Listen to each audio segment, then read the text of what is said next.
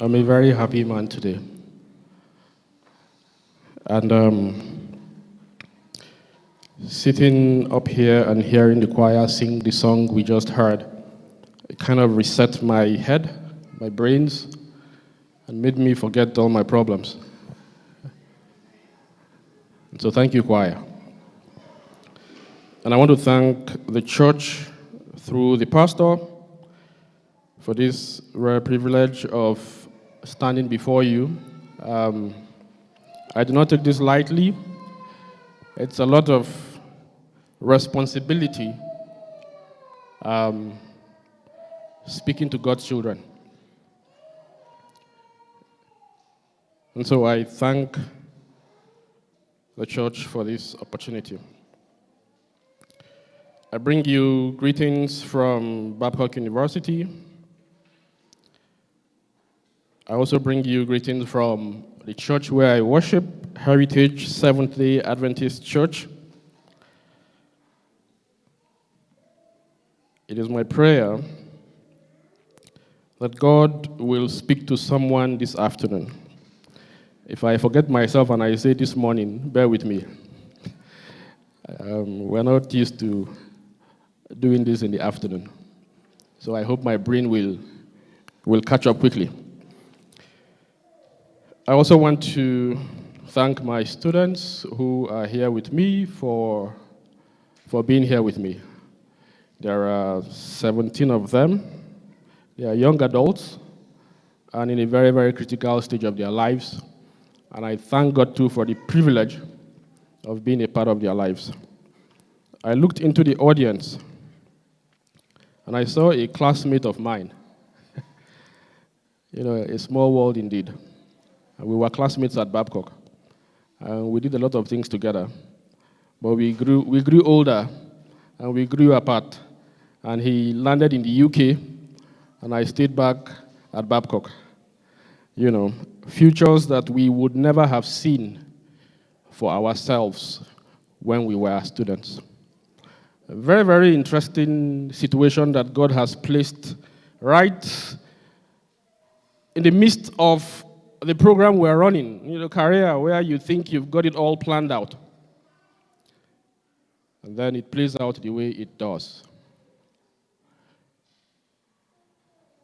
Let us pray. Gracious Father, thank you for life. Help us to surrender, because that is all that you desire of us, to surrender totally, to trust you totally. Because with you on our side, nothing can go wrong, because you are the master planner. Help us to see you specially this afternoon. In Jesus' name we have prayed. Built different. More than a career, it's a calling. I consider myself somebody who was born to plan. It comes very easy for me, sitting down and planning. I see people who make a mess of planning, and I wonder what the heck is wrong with them. But I grew older, and I got to realize that it is really not very easy to plan. I also grew even much, much older, and I began to wonder how I am even able to plan, because if you were to open my head is a madhouse.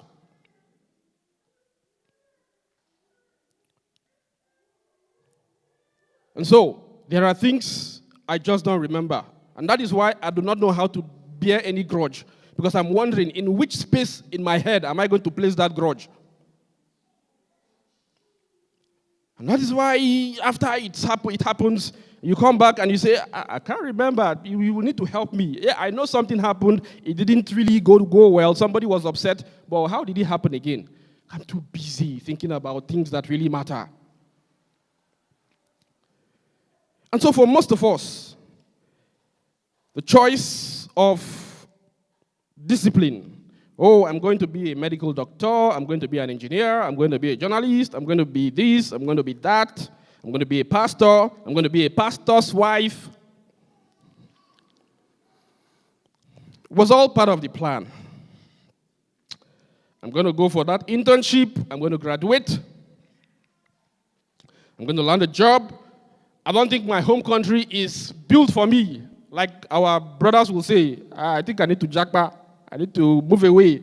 This Nigeria is not for me. I was born in here, but it's just not for me. We plan the visas, the residencies, the promotions. We keep calendars. We plot all the graphs. We come up with our to-do lists. And trust me, it's very good to plan. Really good to plan. Because, recall, they also say he who fails to plan has planned to fail. So very, very nice. Plan. But you see, life adds the unknowns. This morning we set out really in good time, and then we got to the bus station. We were supposed to be here before the church was meant to start. And then we checked the map, and then the bus is saying it's going to be delayed.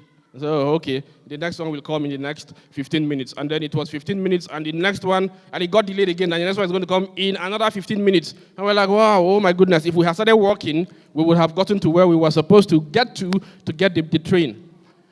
And so, while we were waiting for the next one, a bus shows up outside of what was scheduled. Hello? I don't know if you are seeing yourself in that narrative in any kind of way. Life adds the unknowns, the unexpected rejections, the delays, the closed doors, and sometimes the sudden openings. That job that you didn't think was for you, and suddenly somebody says there's an opening, and it suits just right for you. It looks like it was just made for you. So you see, the truth is that God actually likes it when we plan. But the good news is He forms us through uncertainties so that our career becomes a calling. You know, if I was able to plan out everything and it plays out everything exactly as I've always wanted it, do you know what becomes of me? I become God. Hello? Then I become God. Then I can tell myself, oh, just sit in there, lock yourself in, map it out, say you will turn left, and then when the time comes, you turn left. You're going to turn right when the time comes, you're going to turn right, and then you're going to sit back, and then when the time comes, it just goes that way. Why would I? Then I become God. But you see, the uncertainties remind us of how finite we are, how limited we are. So yes, I want a career in banking. I want a career in finance. I want a career in medicine. I want a career in IT. I don't want to go into my own story. Because Obinadia would, I'm sure he was one of those who was like, Ernest, teaching. How? You know? And even me, I'm like, what am I doing here? How did I get here? Because I just wasn't building in that direction. I thought I had it all mapped out. I went for job interviews and they wondered why I knew what I knew at the time in my career. And I would be like, oh, I've nailed this one. And then you go, and then there's silence. And then the next one, and you go, and they say the same thing, and then you're expecting that follow-up call, and there's silence. What's going on? And then you're looking, and then some of the fellows who looked like they didn't even know what they were doing were getting the jobs. What's going on? So yes, plan. Because, like we say, it's always good to move from the known to the unknown. There are things you will already know. So plan. But you see, while planning, it's nice that we trust in God. Proverbs 3:5-6 says, we should trust in God. We should learn not to lean on our own understanding. And we have a habit of going so far and then meeting some roadblocks, then we're like, God, sorry, please come. Sorry. I'm sorry, it won't happen again. This was actually what I was planning. This is happening. Now you've gone into a conversation because you meet a roadblock and you're handicapped, you are stuck. And you don't know how to get unstuck. And then, there's a God. I've been in situations before and he actually got me bailed out. And that's why the Bible is saying we should not trust or lean on our own understanding. So while we plan wisely, set goals, build skills, we need to pursue excellence as well. We need to know our gifts. You see that in Romans chapter 12. What is it that you do very easily? It comes very naturally to you. Because there are some lines of career that are very service-oriented. Take medicine, for example. You cannot practice medicine and practice it right if you are not service-oriented. And to some extent, sacrificial. Because you let go of so many of the things you would have wanted to do just to care for someone you do not know from anywhere. And part of what you need to let go of are things that you care and people you care about. Like family. So, if you are not service-oriented, you probably become a butcher in the theater. Because all you see is flesh and blood, not life that is worth redeeming, not life that is worth saving. And likewise, my line of work as an educator or a teacher, put simply. And so young lives sit in front of you, and then you are granted that rare privilege of being a part of their lives. They come to you week in, week out, and then you pour yourself into them. The question is, what really are you pouring into them? Are you pouring life into them, or are you pouring death and curses into them? And so you would have to learn to trust God, to lead. You would have to learn to embrace growth, to reach out, to excel. Now, there would be the need to ask yourself, this whole thing that I am considering, and I make no mistake of the fact that a good number of us here are already working, we're already on career paths, but I also do know that not everybody is happy with what he or she is doing. There are people who are contemplating transitioning from one thing to the other. There are those who just got transitioned, and then it's not what you thought it would be, and then you are kind of, I was sharing with my students about one of my other students who is and one of my ex-students who relocated to this part of the world and was telling me recently how he's considering strongly going back to Nigeria. And I'm like, okay, what's going on here? Everybody in Nigeria thinks that they need to relocate, and then you are here, and you've just been here how many years, and you are thinking of going back. What's happening? What am I missing? I thought life was good. Indeed, life is good. But you see, these are the things that can change. And he is not joking about that possibility. Now, you have it all planned out. You have it all thought out. Sometimes you even have guidance. Sometimes we look up to other people. You want to be like this brother, this uncle, this elder, this whoever in the neighborhood. I once considered the thought of joining the force. And you know why? I just loved the uniforms. That was it. And I had some part of my secondary school in the military school, so I would see the way these guys dress. My head loves planning, organization, and all of that. So I would see the way these guys come out in their uniforms, all looking sharp, clean, well-shaved, all right? Everybody knowing what to do, order everywhere. If there are 100 soldiers, they know what they're doing. If they're moving, there's precision. They're never late. I'm like, oh, okay. And then, wow. And then I saw the guys in the Navy. Oh, white. Boy. White from head to toe. I'm like, yeah, that is it. And then I went home and I told my mom, yeah, see, I'm thinking of, yeah, don't say that thing again. I don't want to hear it. But because for her, oh, you're my only son. You want to go and join the military and then they'll kill you for me. And that was it for her. That was all she thought about. Oh, the fact that her only son was going to sacrifice himself because, this is saying you sign up to the military and then you are basically saying, I can die any day and nobody should come and sue anybody and say anything. You could really die before you even make it to the main thing while in training. And I look back and what was the motivation? Just the way they appeared. Precision. You watch military parades and nothing goes wrong. 1,000 men file out and nothing goes wrong. They're turning right, everybody is turning right at the same time. It's like clockwork. And my head was loving it.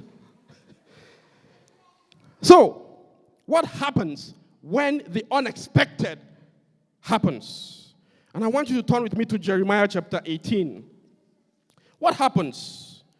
Because I dare say that there is hardly anybody in this audience that has not had that Jeremiah experience of having it all planned out, but then it just kind of takes a different shape.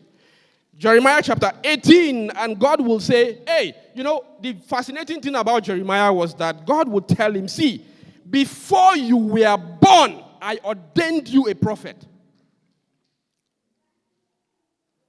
And here are we, thinking and saying, this is what I'm going to be. And have we asked God what it is that he wants of us?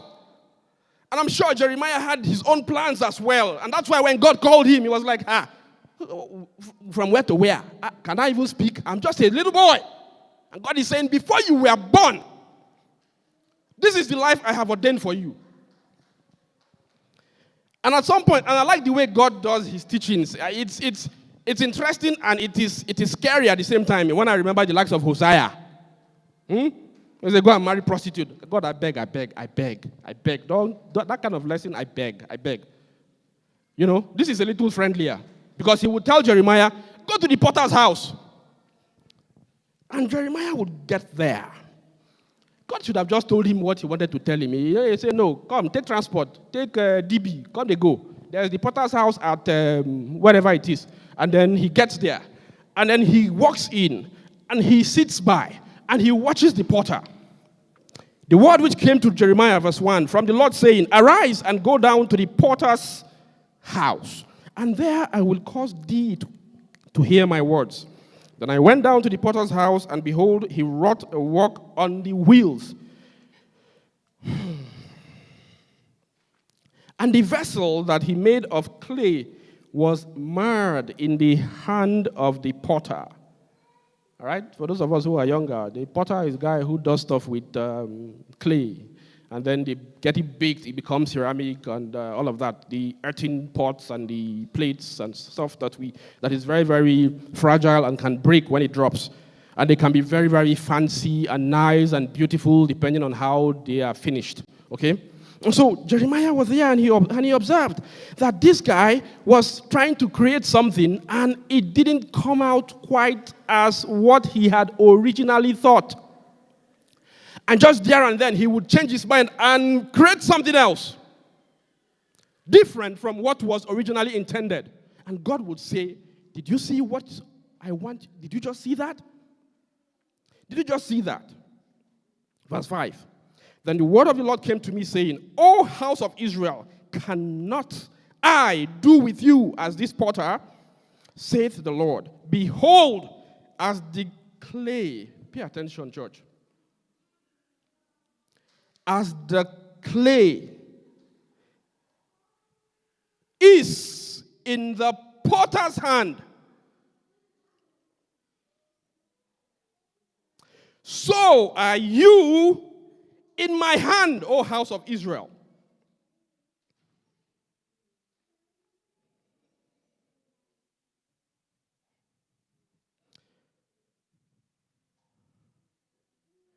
And where did this play out in very, very, very significant proportion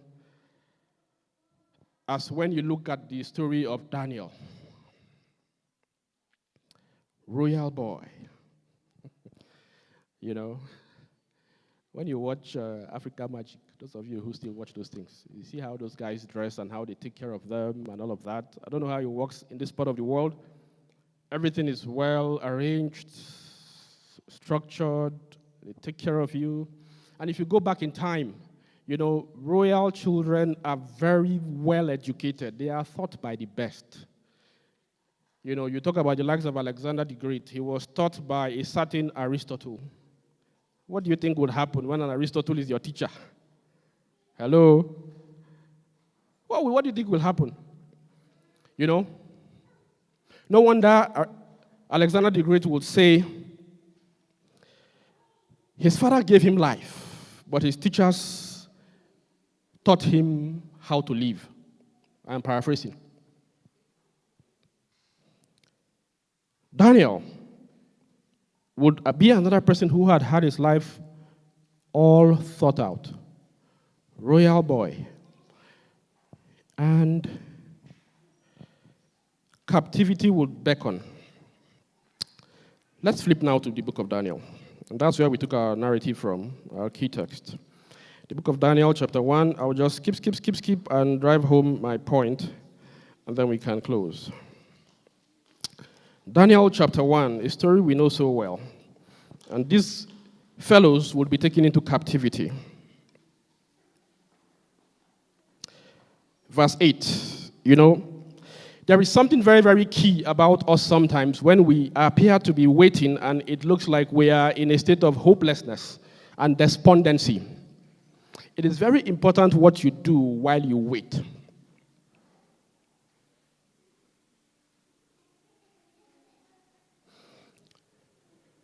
And you see, this verse, that should be verse 8. No, not verse 8.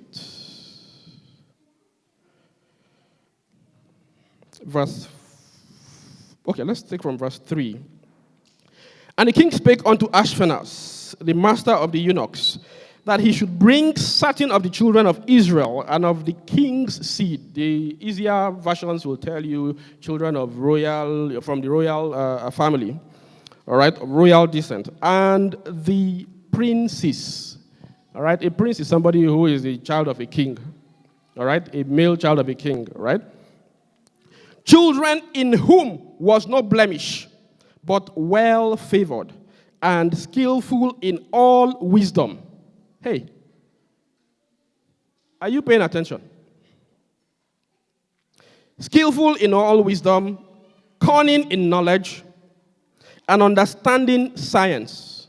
So you see, they were already there. It is not a question of let's go and make them attain this description we're reading out now. They already fit into this description. So it meant that a lot would have gone into their grooming. And you see, Nebuchadnezzar was not learning.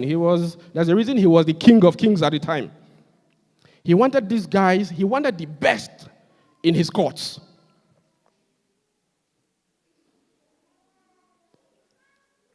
And such as had ability in them to stand in the king's palace.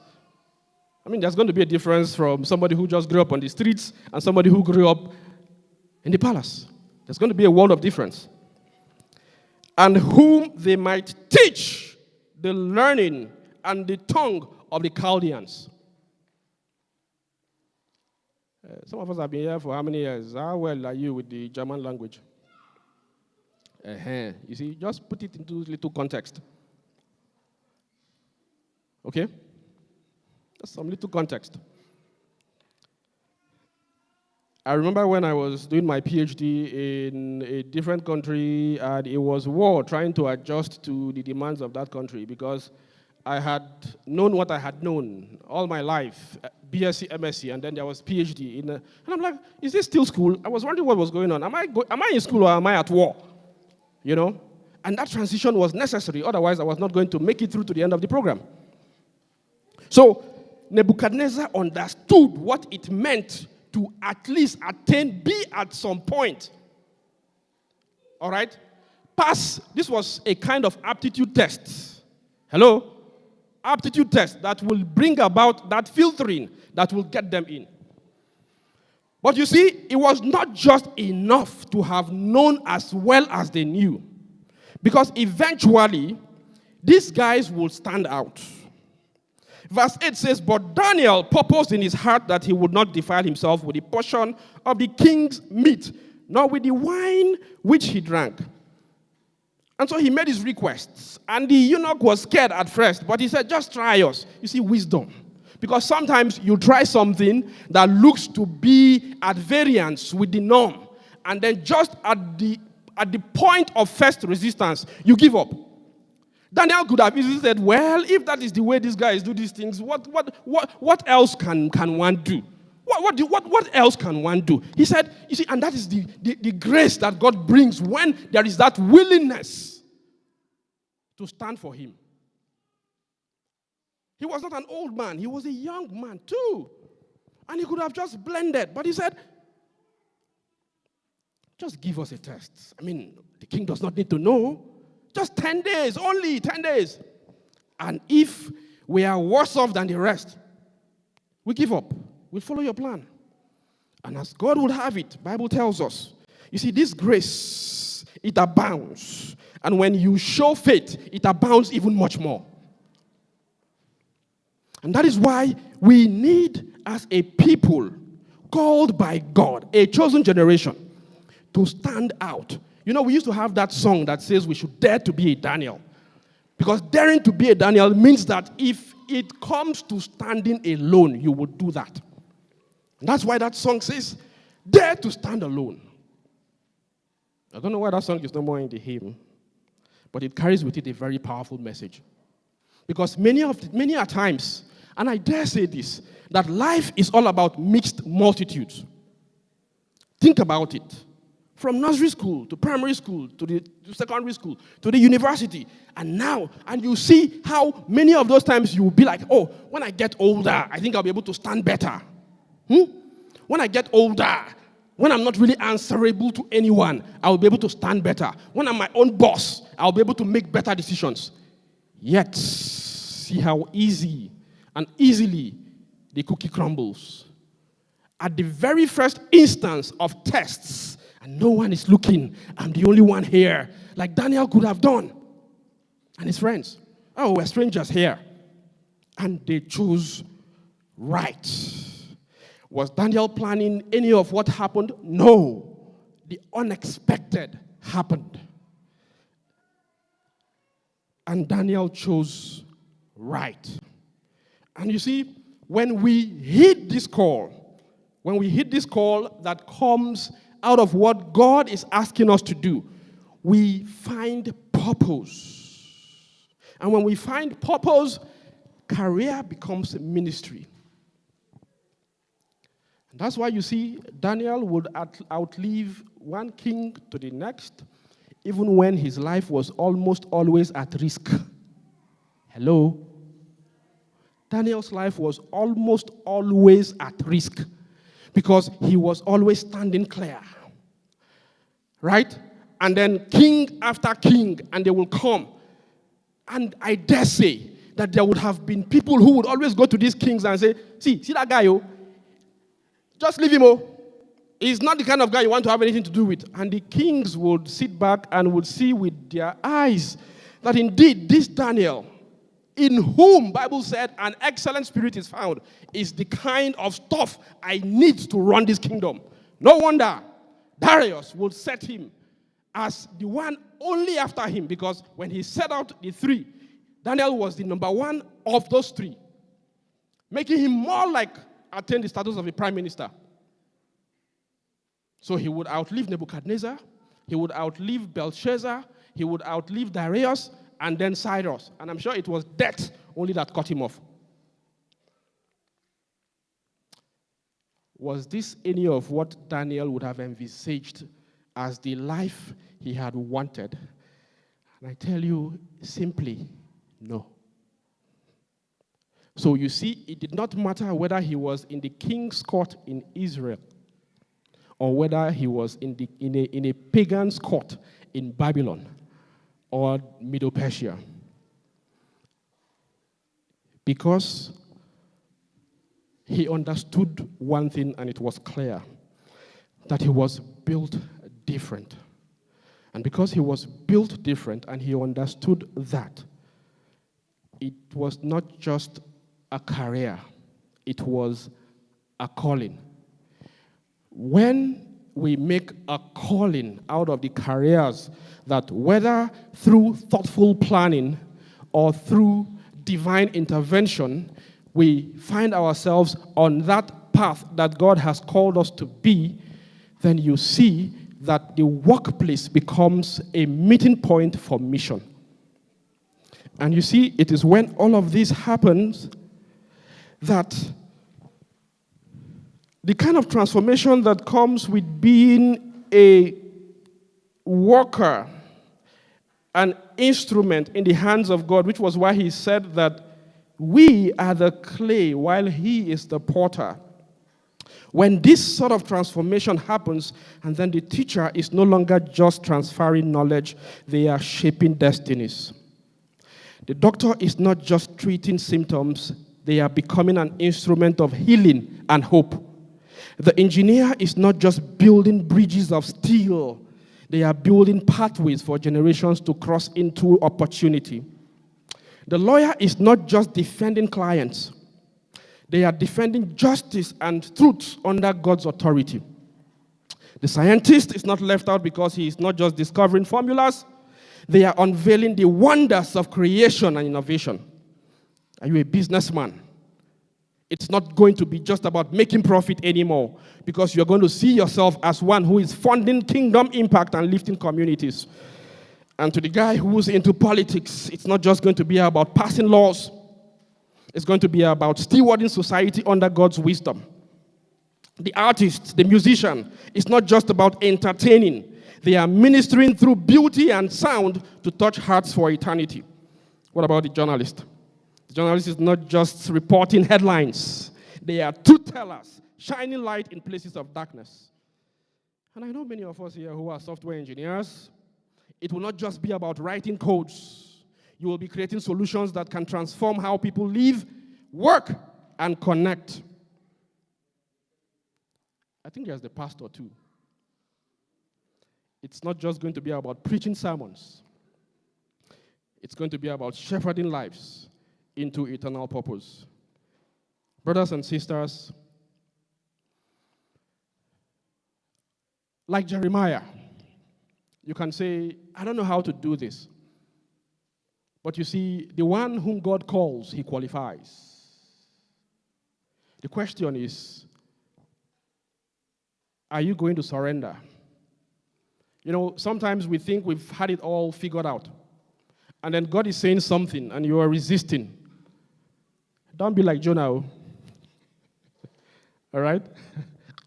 You don't need a big whale experience to listen to whatever God is telling you. And I don't know who I'm speaking to, but I sure do know that I'm speaking to myself as well. There is no need for the Jonah experience, when clearly we can just hit the call like Jeremiah did. It is my prayer that as we contemplate what we are, who we are, the career paths we are on, the transitions we are contemplating, the lack of content or contentness with whatever it is we're doing now and the need to do something else, that we will learn to trust God. We will learn to surrender. We will learn to not lean only on our understanding or trust in what we think we know. We would learn to say, Lord, you are the potter, and I am the clay. Mold me and make me after your will. While I am waiting, yielded and still.